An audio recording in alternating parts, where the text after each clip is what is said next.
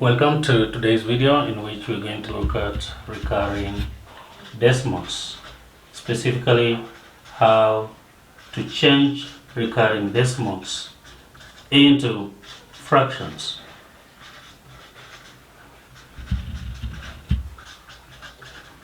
So we remember that recurring decimals, let's say 0.6, are always indicated with that dot, and when that is written this way, it means that 6 is occurring again and again and again endlessly.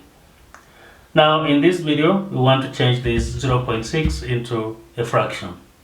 We let some unknown, let's call it r, to be that decimal 0.66.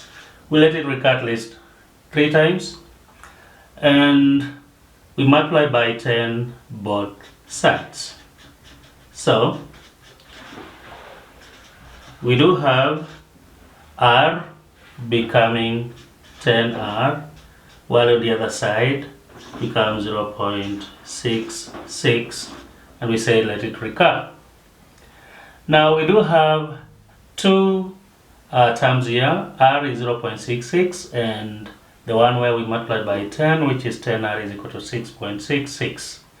So we're going to subtract r from 10r, and we do the same on the other side. So we'll have 6.666, take away 0.66. Now on the left hand side, we do have 9r, and the other side we have 6. And now to get r, which was 0.66, but now this time in a fraction form, we divide by 9 both sides, so that r is 6/9. And that, when simplified, you divide by 3 in the numerator and the denominator, so r is 2/3. That's basically how to change 0.6 recurring into a fraction. Thank you for watching this. Please share and subscribe to our channel.